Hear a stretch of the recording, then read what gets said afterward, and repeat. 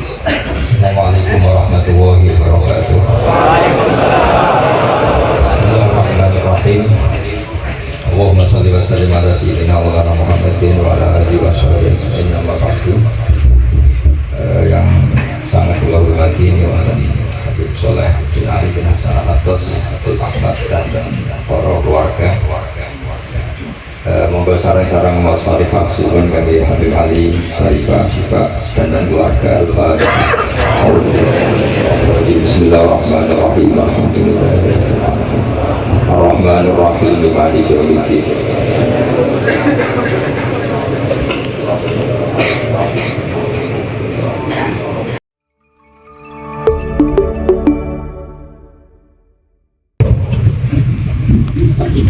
Ini ngaji pinten 20 menit. Yang 20 menit. Bismillahirrahmanirrahim. Ini saya niat ngaji tentang yang populer mawon gitu, tapi gimana nih secara detail ngaji tradisi ulama. Ila madabnu adama ingkoto amaluhu ila min salasin sotakotin jariyatin aw ilmin yumtafau fihi awalatin sholihin yatin. Kula maknani sing ketiga mawon awalatin sholihin yatin. Terus walad niku maknane anak. Anak niku saged anak nasab. Terus Habib Umar bin Isbat, Habib Soleh bin Isbat, Habib Ali namanya anak nasab. Lalu yang paling penting dari status anak niku soleh. Soleh niku status perilaku. Ya, terus soleh niku status ingkang soleh. Soleh niku maknane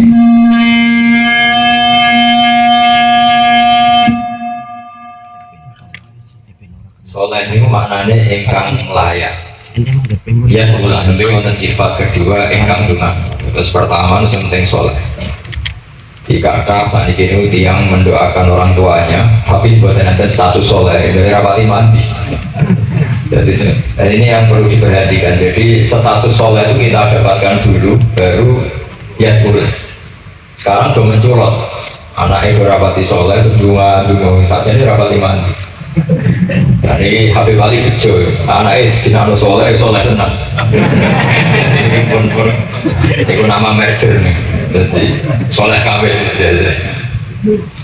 Tapi ngerti nih, kalau pesan karena Habib Soleh mulai kecil sama saya, sama-sama ngaji di Bangun.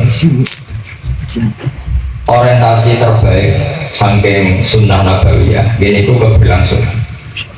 Terus kalau sering belajar tentang kitab-kitab samawi, kitab-kitab sing diriwayatkan beberapa ulama ahli kitab sing pun disahkan kalian ashabul Rasulillah sallallahu alaihi wasallam. Niku riyen Nabi Ibrahim niku pertama dadi Khalilur Rahman, kekasih Allah Khalilur Rahman. Niku mergi siambake itu tersiksa protes. Terus kadang yang saya itu butuh protes. Tapi protes bukan kita demo. Protes itu tidak harus protes. Ya Allah, dunia ini tidak fair. Engkau yang Tuhan, Engkau zat yang begitu penting, Engkau zat yang menciptakan langit dan bumi, Engkau zat yang memberi rezeki, yang bikin air, bikin oksigen, semua kebutuhan manusia. Kemudian mereka tidak kenal Engkau. Ini tidak fair. Jadi beliau itu tiap malam tuh ngumpat. Ini tidak fair dunia ini. Engkau yang begitu penting mencipta langit bumi, Engkau begitu penting yang menciptakan air, menciptakan kebutuhan manusia. Kemudian mereka tidak kenal Engkau. Ini tidak fair. Ini tidak benar. Jadi sering marah karena sampai nggak bisa bayangkan kan apapun hebatnya presiden atau menteri atau rektor atau kiai terus nang desa nggak dikenali statusnya diundang lek apa yang itu deh terus nggak keren karena ya sama kan salah Habib Soleh Al-Atos muridnya Sayyid Umar Bangun terus nang desa diundang apa yang itu deh itu nggak keren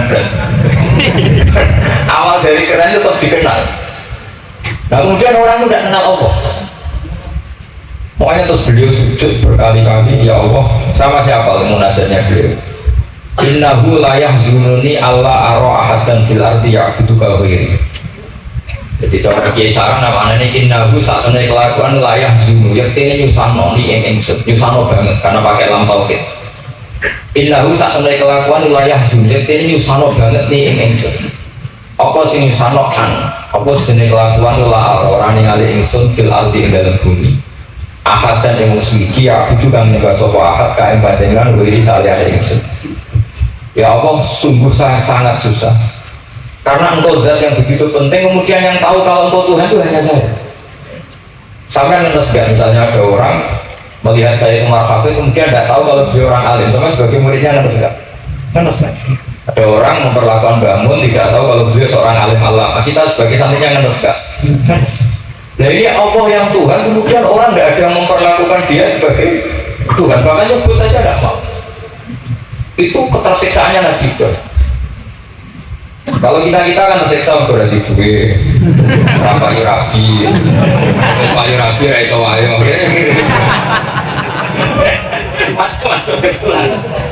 itu jadi aku jadi wali itu sudah berat karena orientasinya agak tentang Allah, tentang diri sendiri.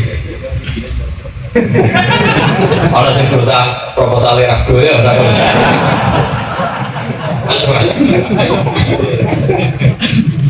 artinya Nabi Ibrahim itu orang yang benar-benar Khalil Rahman. Beliau tersiksa ini karena dunia dari enggak fair. Masa Allah zat yang begitu penting kemudian mereka enggak tahu. Maka awal dari nubuat itu apa? Menaukan al-i'lah, mempermaklumatkan Allah di alam raya. Makanya enggak ada nabi kecuali memaklumatkan diri. Saya dulu awal-awal Habib Soleh mau nyai, saya bilang orang alim itu harus ngaku kalau alim, Habib juga harus ngaku kalau Habib. Yang orang miskin tidak usah ngaku, sudah konangan. Mau ngelek, tidak usah ngaku, sudah konangan.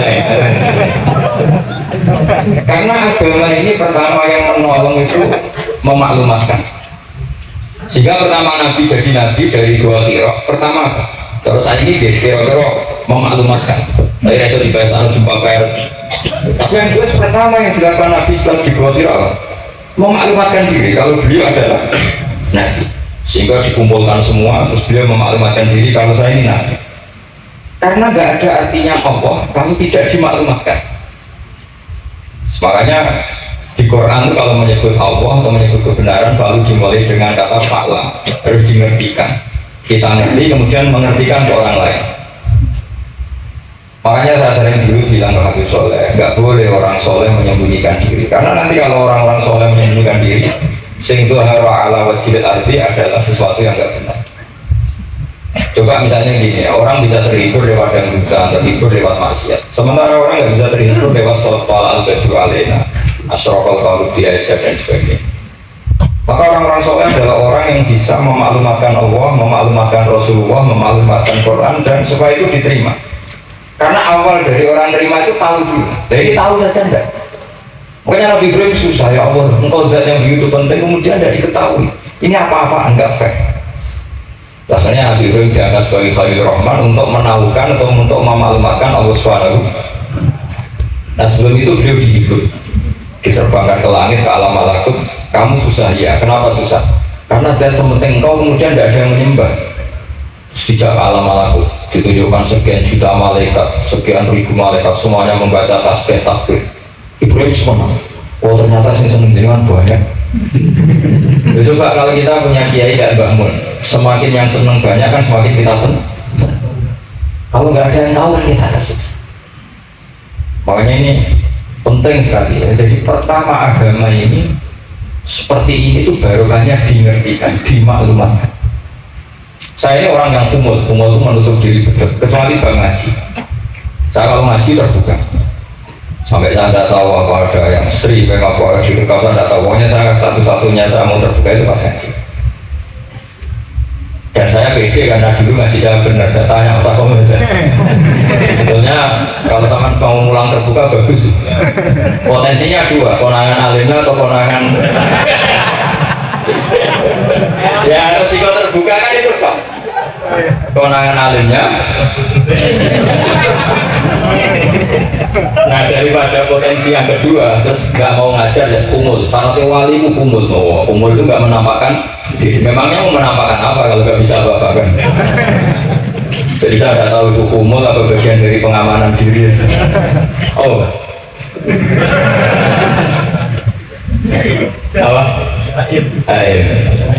Jagain. Jadi Nabi itu pertama yang dilakukan apa? Memaklumatkan kalau Allah itu Tuhan.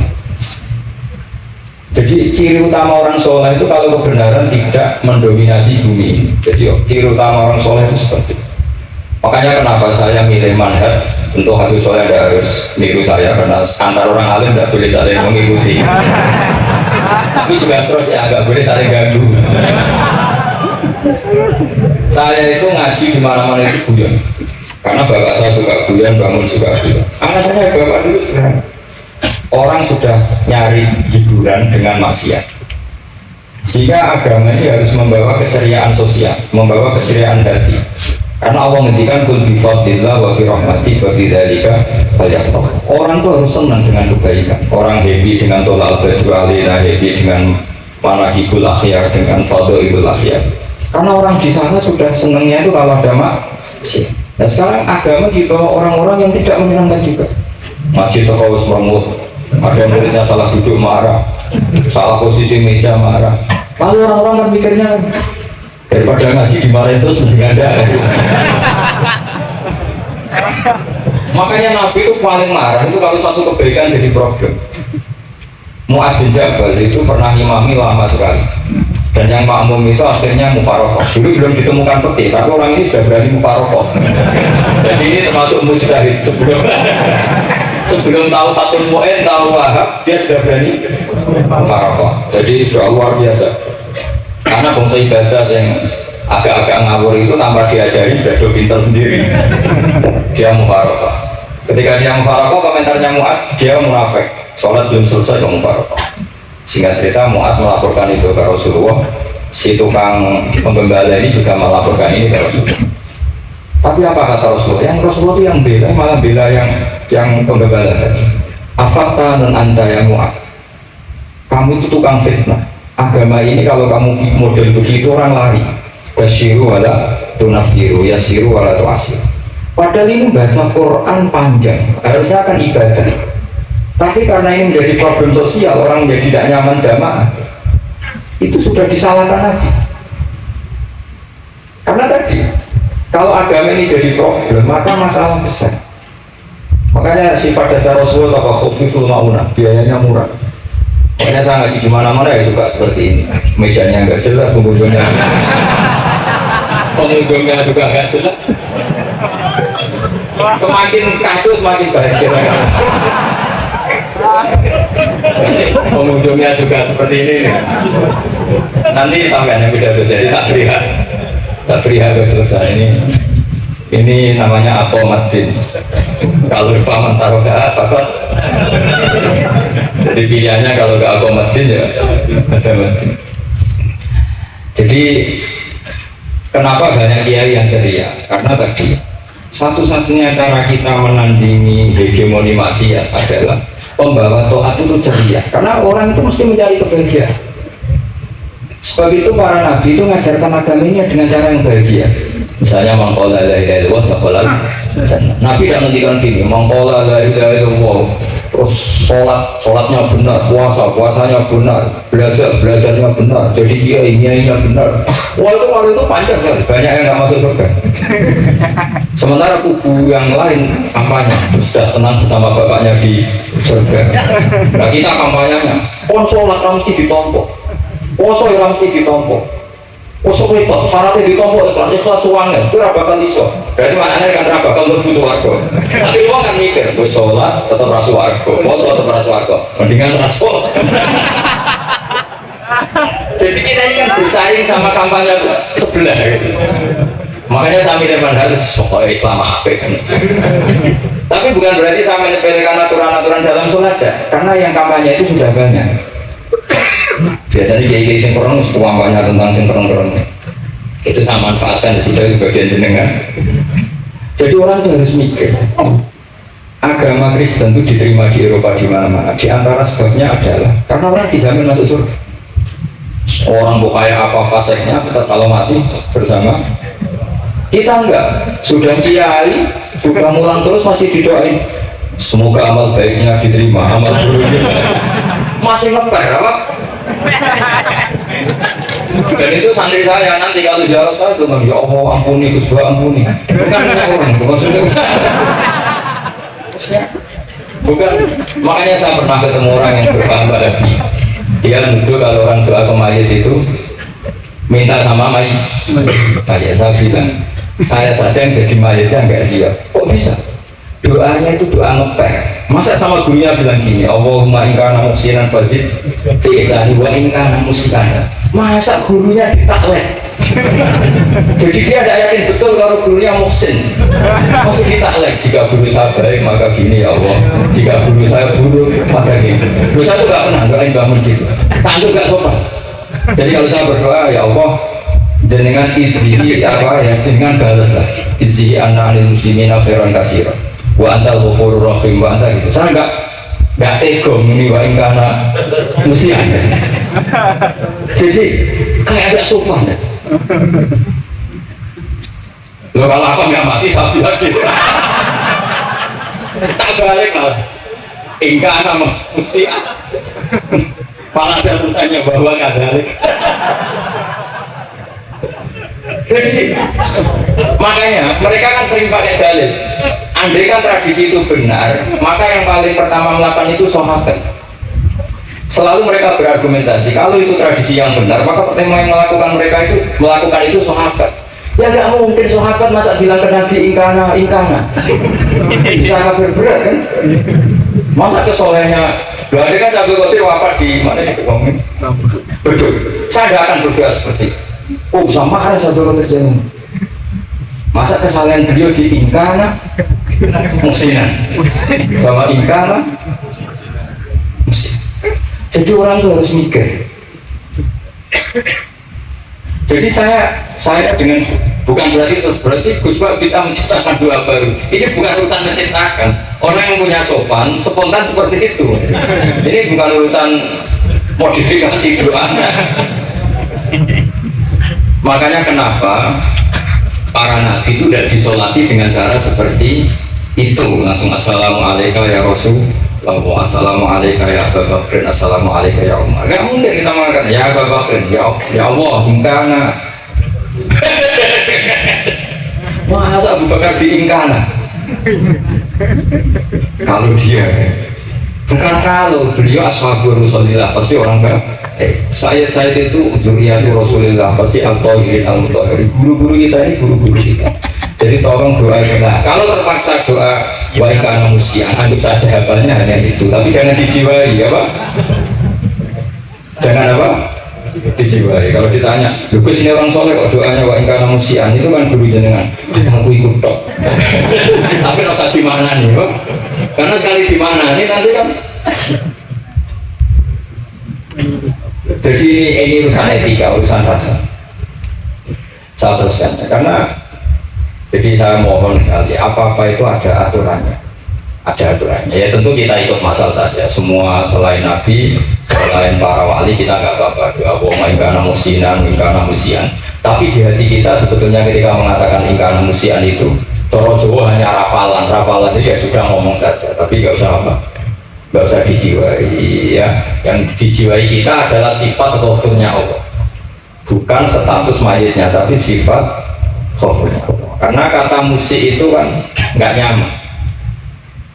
Makanya Nabi itu hebatnya Nabi ya tentu karena bentukan Allah Subhanahu Wa Taala. Ada dari Robbi Fa'asana tadi. Itu kalau nyifati tentang keburukan orang mukmin itu diikutkan sifat ghafurnya Allah.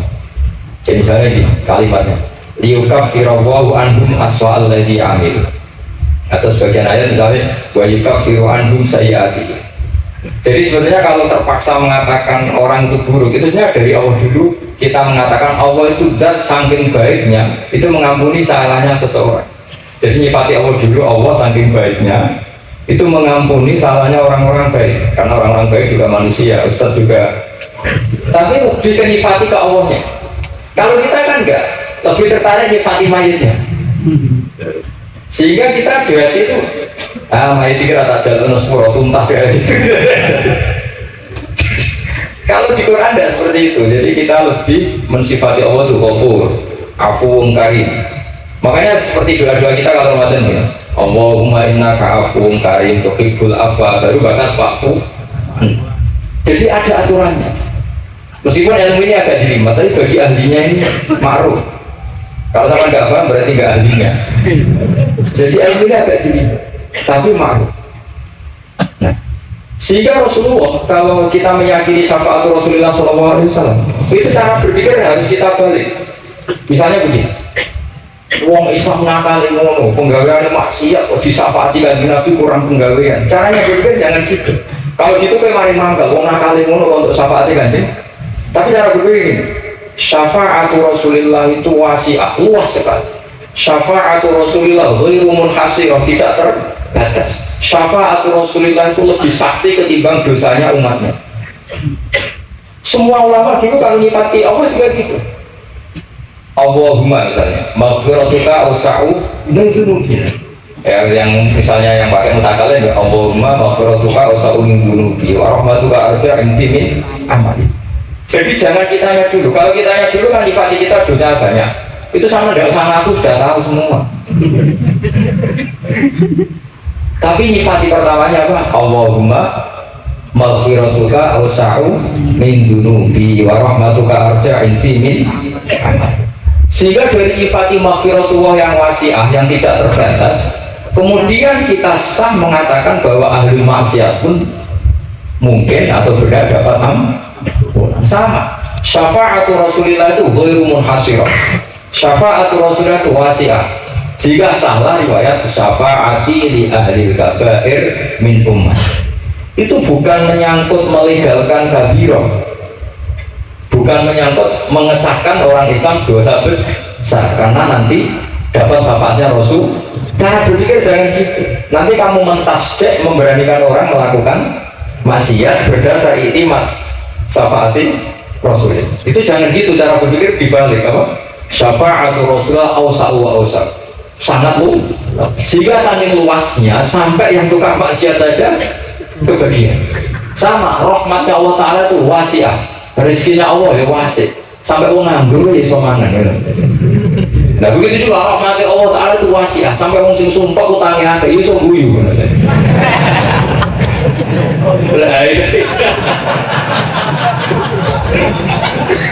Tapi kalau dibalik, misalnya saya diprotes kiai, saya pernah juga diprotes, Gus umat kok latih guyu, padahal mereka maksiatnya akeh, utangnya akeh, gini-gini.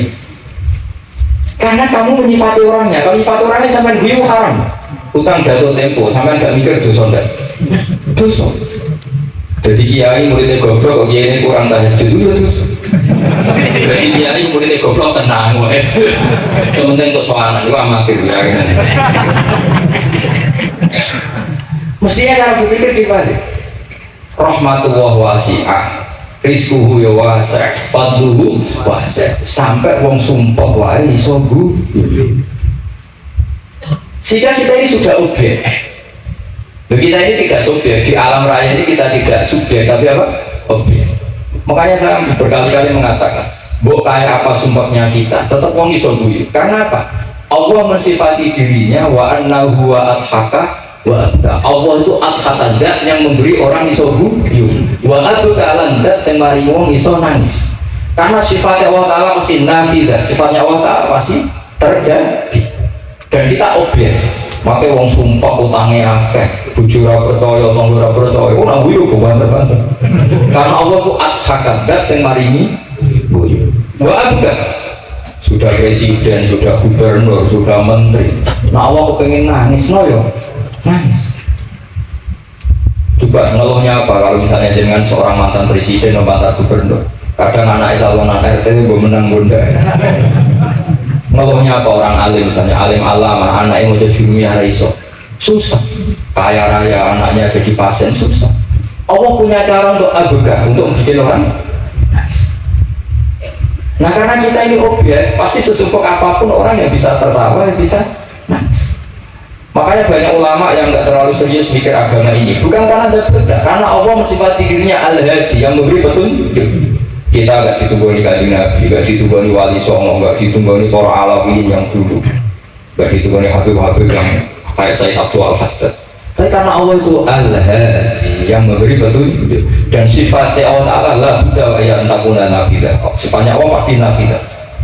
Amerika kayak apa liberalnya, sekarang trennya juga banyak yang masuk Islam. Kampung-kampung pedalaman gak ada kiainya, cukup mudik. Kadang membawa agama itu orang yang ke situ mau nyari kayu. Orang di pedalaman Kalimantan, Sulawesi itu pertama itu nyari kayu. Tapi bawaan hidayah lama-lama bikin masjid. Saya pernah di Korea ke sana orang nyari uang. Niatnya juga nyari uang, tapi akhirnya tersiksa kalau enggak bikin masjid. Karena apa? Karena Allah itu al-hadi, yang memberi petunjuk. Maka kamu tidak usah khawatir. Agama ini pasti jalan ila yaumil qiyamah. Karena Allah al-hadi. Sama. Mbok kamu umat mbok model-model kowe iku amalan harus ditompo. Nah, ditompo mlebu neraka. Ngono mulai ngaji ya tenang ae. Tenang, santai. Bahkan kadang bilang gini, Pak Yai tadi gak bener, masa ngecap orang mlebu neraka. Kita yang masyarakatnya gak tahu pintunya, Pak Yai kayaknya tahu pintunya. Karena orang itu punya cara. Iya betul. Orang Bedui itu kalau ngaji sama Nabi itu lebih unik timbang yang soleh, timbang yang pintar. Sehingga banyak ilmu itu ditemukan dari orang Bedui. Karena cara berpikir itu aneh. Kalau orang soleh, orang waras kan berpikirnya ada aneh, standar. Jadi orang Bedui itu aneh. Pernah suatu saat Rasulullah itu khutbah cerita kiamat. Dasarnya kiamat kayak semua orang diam nangis. Orang Bedui enggak, lebih cerdas. Ini Nabi itu cerita kiamat udah ada tanggalnya gimana? Nangis semua, dasarnya kiamat kayak gitu. Bumi dihancur kamu sudah nangis dewi-dewi. Ya Allah saya nangis pabrik bangunnya macam-macam ya. Jadi kalau kiamat gimana di perjalanan air kemasan saya kan orang mikir dewi-dewi. Tapi orang Bedui cara berpikir itu enggak. Ya Rasulullah, mata saat enggak itu cerita kiamat tapi enggak jelas tanggalnya. Kalau cerita kiamat ya harus jelas kapannya. Jadi cara berpikir apa kaget semua itu kaget karena enggak kepikiran. Nabi Ar-Radu itu mengabaikan. Banyak sahabat yang menganalisis lam yasma. Nabi memang enggak dengar sehingga mengabaikan. Ada yang analisis lagi Sami apa karya sebenarnya Nabi dengar dan malah berkenan karena tengah-tengahnya khutbah kok tanya. Tapi si Arabi ini cerdas, masuk akal kan? Misalnya mau pilihan presiden, orang mesti tanya kapan kan? Ya kan? Mau ganti presiden atau ganti bupati, lapangannya kan? Ya Sakom jadi wali enggak? Pertanyaannya kan kapan? Kalau jatuhnya kan sudah ya. Sehingga tanya, mata sa'ah ya Rasulullah. Lama-lama nanti dialihkan dulu. Bener juga orang ini, saat cerita kiamat tuh gak jelas kapannya. Ini Nabi menjawab. Tapi karena Nabi orang-orang yang sangat pintar, tanya balik. Ma'adat lalu kalau kamu berani tanya kiamat kapan, saya tanya balik. Ya persiapan kamu apa? Jawabnya santai saja. Fawwah ma'atadullah kabi rasulatin wala siamin walakin uhibbuka ya Rasulullah. Saya nggak menyediakan apa-apa, sholat saya biasa aja, maksudnya standar. Ya kira-kira 5 waktu pas. Ya tulisannya. Wala kabi siamin dan saya puasa ya standar aja pas. Walakin uhibbuka ya Rasulullah. Tetapi saya mencintai engkau ya Rasulullah. Jawabannya Nabi apa? Almaru ma'aman ahabba. Sebagai doa anta ma'aman ahabba. Jadi hadis itu populer tuh baru kan yang bisa. Andai kan dia punya etika maka sowan dulu tanya 4 mata. Itu jadi hadis ahadi. Tapi barokannya dia selonong di depan umum. Zaman Nabi khutbah itu jadi hadis mutawatir. Jadi kadang barang baik itu barokannya orang yang nggak baik. Makanya sulat kan. Tanya gitu kan suul. Tapi itu barokah. Akhirnya hadis itu mutawatir karena didengar ribuan sahabat yang mendengarkan khutbahnya Rasulullah. Tapi kalau hadis itu satu-satu kan khosoni bidzalika Rasulullah, khosoni bidzalika Rasul itu nanti jadi hadis ahadi yang kualitasnya jauh di bawah hadis mutawatir. Jadi barokahnya orang sholat itu ada karena Allah yang mendesain ini. Akhirnya kata sahabat, kata Anas bin Malik, mereka itu mantelnya bukan main sama Arabi tadi karena tanya nggak sopan sama Rasulullah. Tapi setelah Nabi jawab almar ma'aman habba fama farihu bisyai'in farohahum bidzalika. Mereka nggak pernah senang dengan hadisnya Nabi sesenang riwayat almaru ma'aman habba. Barokahnya Arabi. Makanya saya sebagai kiai ini bisa tak pertahankan ila yaumil qiyamah. Karena umat ini pernah terbarukai oleh orang apa? Sudah terbarukai sholat. Jadi mohon ini supaya majelis ini kan majelis ini Rasulullah, coba terlatihlah mengatakan Allah itu subjek, Allah itu al-fa'ilul mukhtar, Allah itu al-fa'ilul mukhtar, Allah itu yang menentukan alam, dan Allah mensifati dirinya wa annahu wa adhaka wa abka.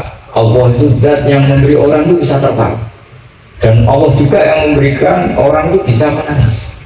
Kayak apa kamu neror umat, amal nggak mesti diterima gini-gini. Ternyata neng majelis nangis, mulai buya, udah buya kan ya tenang nih. Daripada apa ya agak-agak produk orang yang dohirnya beda dengan batinnya, nggak perlu distatuskan seperti itu. Ya sudah biasa.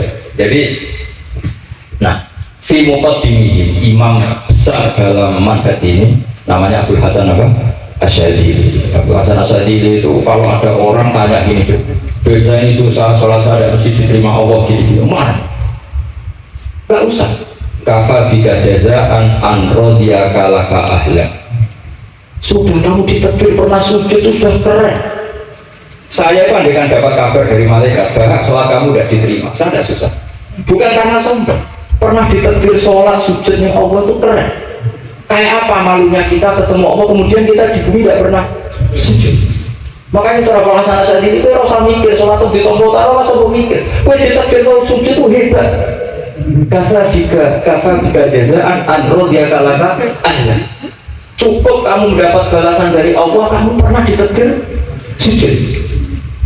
Gak perlu ngaji alim alama, gue sawi ngalor gitu jalan yang keren. Paling gak malaikat pernah melihat kamu, gue gak betok kubudi. Gak penting paham, gak penting. Karena sahabat paham nama. Jadi Abdul Hasan Asyadili adalah orang yang, dan itu Al Hasan ya, dan itu Al Hasan. Makanya macam-macam kita yang Al Husaini sudah kita punya fakih muqaddam, punya banyak. Di Al Hasan yang paling populer diantaranya adalah Al Hasan Asyadili. Beliau itu kalau menghentikan sesuatu itu positif terus. Termasuk itu ketika ada orang resah sholat saya diterima enggak, kata beliau wes yang super kita tahu jujur. Saya itu sebenarnya kadang-kadang yang sholatku tompo tahu, tapi saya sangat sedih, sangat sedih. Saya nggak pernah berdoa ya Allah ibadah kami jangan terima enggak, karena takut kalau doa gitu keterusan itu terus tompo orang, akhirnya keterusan gitu, akhirnya ngenes. Masa orang pernah sujud ngenes? Lama-lama gini setan masuk, apa artinya saya sujud ternyata gak diterima. Lu wong kau lo kok iskal tentang pernah sujud. Itulah ibarat ini, kamu ngasih uang sama orang tua kamu, misalnya Habib Soleh ngasih uang Habib Ali, terus apa artinya tak kasih kemudian beliau tidak terima kasih, itu kan lucu. Terima kasih tidak terima kasih, seorang anak kasih orang tua itu keren. Makanya saya bangga dengan Habib Soleh ketika beliau mengumrohkan Habib Ali, sudah mendaftarkan haji Habib Ali. Gak usah mikir diterima apa enggak. Wes keren, itu sudah perilaku yang keren, yang hebat. Makanya saya sering tuh, ada orang mau cerai tanya saya, Gus saya cerai gak, istri saya kurang ajar gini. Gak usah. Tapi bujuk pulau judes. Uang di bujuk itu keren, paling gak merah dari jomblo.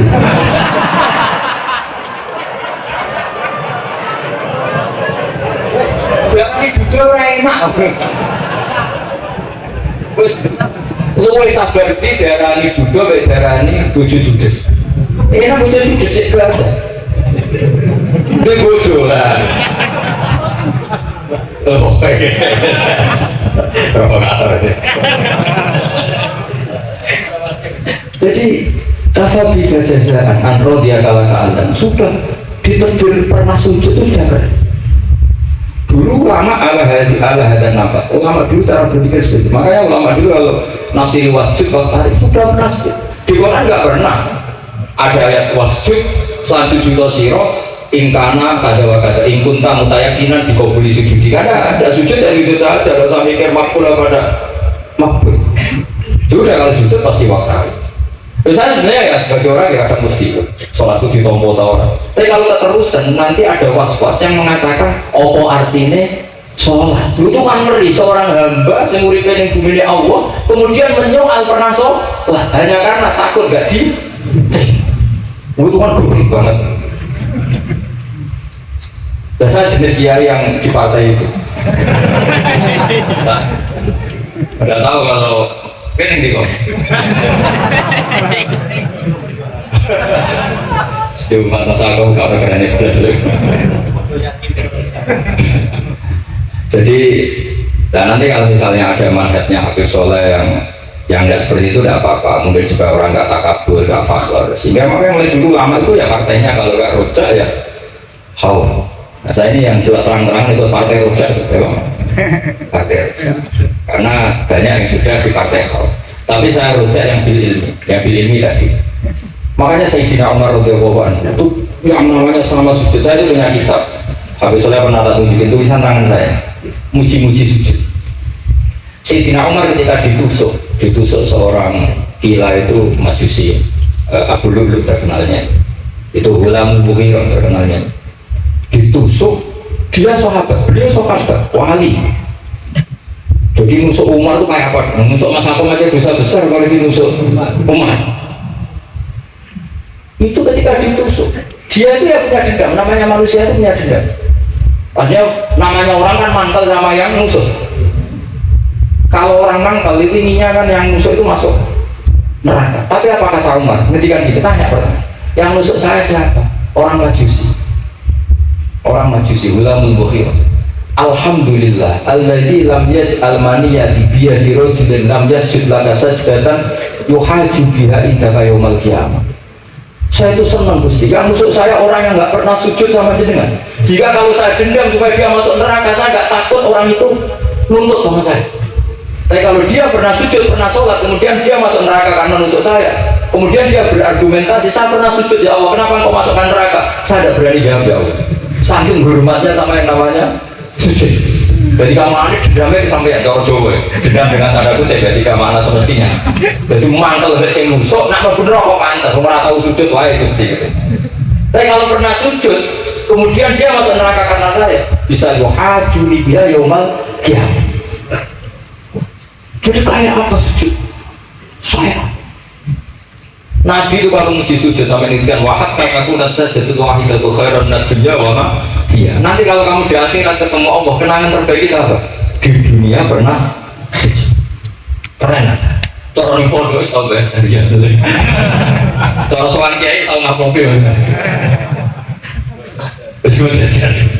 Nah tapi kadang syaitan itu masuk tadi. Apa artinya sujud gak mesti ditompo, apa artinya seorang habib ngaturi gak mesti ditompo, ngaturi ya. Akhirnya ada ketakutan. Nah, kalau ketakutan ini berlebihan lama-lama, ma faidatus sujud. Wah itu sudah buruk sekali, wong hamba kok tanya ma faidatus sujud. Nah ini pentingnya madzhab Syadzili. Jadi saya ngaji agak-agak uraan amdan. Kalau ini watak sudah bukan.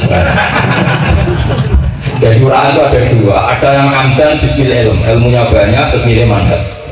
Insya Allah saya patah itu. Ada yang uraan bakat maksud. Ada apa banyak? Nah sebetulnya khauf juga gitu, ada khauf itu karena ilmu.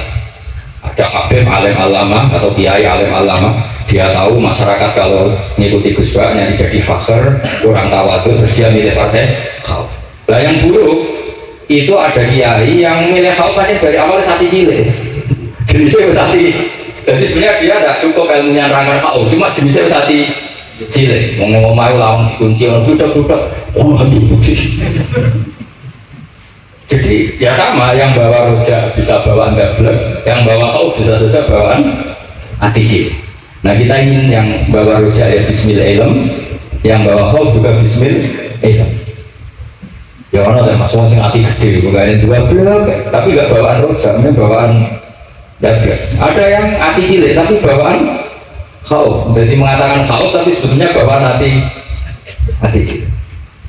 Nah, kita ingin nyanda kalau rojak ya bismillah kayak Abdul Hasan Asyadzili, kalau yang kampanye khauf kayak Said Abdul Haddad bawaan apa itu. Sehingga kita ini kul ini ala bayyinatin min rabbi, semua itu berdasar ilmu sing jelas welo-welo. Makanya semua nabi memaklumkan apa? Kul ini ala bayyinatin min rabbi. Jadi semua ilmu syaratnya apa? Bayyinah itu kebenaran ilmiah sing jelas welo-welo. Makanya itu yang disebut Allah SWT mensifati kekasihnya, yaitu Nabi Muhammad SAW. Lam yakunil ladina kafaru min ahlil kitabi wal musyrikina munfakina hatta ta'tiyahumul bayyinah rasulun minallah yatlu suhufam. Niku Kanjeng Nabi saking cerdasnya menghadap wong Islam, wong musyrik, wong kafir, ngerti logika yang dibangun Nabi saja kuat infikak dari kemusyrikannya. Makanya disebut munfakir. Orang-orang musyrik, orang-orang kafir tidak munfakir, tidak tercerabut dari akar akidahnya hatta ta'tiyahumul bayinah. Itu siapa? Rasulullah minallah yaslu sufam. Masyhur itu debatnya Nabi dengan orang-orang musyrik. Mereka bilang, ya Muhammad, kita ini urusannya banyak, kasusnya banyak, lalu anda mengajarkan ke Tuhan satu, masa urusan banyak cukup Tuhan satu? Itu gak fair Muhammad. Aja'alal alihata ilaha wahida inna hadha la syai'un ujab. Urusan kita banyak, masyakil kita banyak, muskilah kita banyak, kalau Tuhannya satu gak cukup Muhammad. Nabi dengan santainya memberi penjelasan, ya sudah gini saja, kalau kamu jadi budak atau pembantu, majikan kamu banyak, semuanya merintahkan kamu, semuanya bikin aturan untuk kamu suka enggak? Ya gak suka Muhammad, kalau majikan kita banyak repot. Ya sudah, Tuhan kamu itu majikan kamu, kalau banyak perintahnya beda-beda kamu pusing. Ya udah mak, Tuhannya satu aja mak. Karena Nabi bagi orang itu bisa dibalik-balik pikirannya. Makanya disebut dorobawa masalah rojulan fi'i syuraka umutasakisuna wa rojulan salamal li rojul hadas kawiyani masalah alhamdulillah. Jadi Nabi itu kalau adu argumentasi itu luar biasa. Jadi segampang itu Nabi memberi apa? Argumentasi. Karena beliau adalah al-hujjatul balighah. Jadi Nabi itu gak pernah berani. Pernah Nabi debat sama orang Yahudi, Muhammad, saya ini turunan Ibrahim. Kita ini Israel ya, kita tahu Israel adalah turunan Nabi. Israel nama lain dari Yakub, Yakub bin Ishak bin Ibrahim. Padahal Yakub ini punya anak namanya Yehuda, makanya Yehuda bin Yakub bin Ishak. Kita ini yang mirip Ibrahim, bukan kamu. Tapi orang Yahudi itu gak apal nasabnya, sehingga mereka bilang kita ini saking baiknya, Ibrahim saja pengikut kita. Terus digojol oleh Nabi, Ibrahim itu buyute Yahuda. Makanya digojol, ha antum ha ula ihajatum fi malakum bi ilm falimatu hajuna fi ma laysa lakum bi. Kita adu debat sudah ilmiah, kenapa kamu menjadi tidak ilmiah? Kenapa Muhammad? Allah menurunkan wa ma unzilati Taurat wal Injilu illa min ba'di afala ta'qilun. Artinya gini, kalau Ibrahim dikatakan Ibrahim Yahudiyah, itu sama dengan saya berkali-kali pada kalau sampai misalnya ngendikan Bazubair itu pengagumnya Gus Roji misalnya. Padahal Gus Roji bin Ubah bin Maimun bin Zubair, saya Gus Roji bin Kiai Ubah bin Kiai Maimun bin Kiai Zubair. Nah Ibrahim itu kan Yahuda bin Yakub bin Ishak bin Ibrahim. Terus mereka bilang Ibrahim itu pengikut Yahudi. Itu kan kebalik. Kayak Habib Hasan itu pengagum Habib Soleh. Kan Habib Hasan rohnya di gimana ini sih mbahnya pada itu. Nah, sehingga orang Yahudi ketika Nabi berdebat beda dengan Nabi Muhammad SAW. Ketika ditanya, kenapa kamu yakin agama tauhid? Milata abi, karena ini agama nenek moyang saya. Milata abi itu apa? Ibrahim. Jadi jelas. Hanya orang Yahudi ngerti. Ya kan sama dengan mengatakan tadi Pak Karno itu pengagum Puan Maharani, kan aneh gak kalimat itu? Bahasin Asari itu pengagum Gus Dur. Kalau itu jadi Nabi itu orang yang bayinah itu kalau menerangkan kebenaran itu bahkan orang kafir pun bisa infikak, bisa munfakin, tercerabut dari akar. Nabi itu mudah sekali merubah logika. Makanya di Quran sering ada kata aro'aitu karena memang tadi.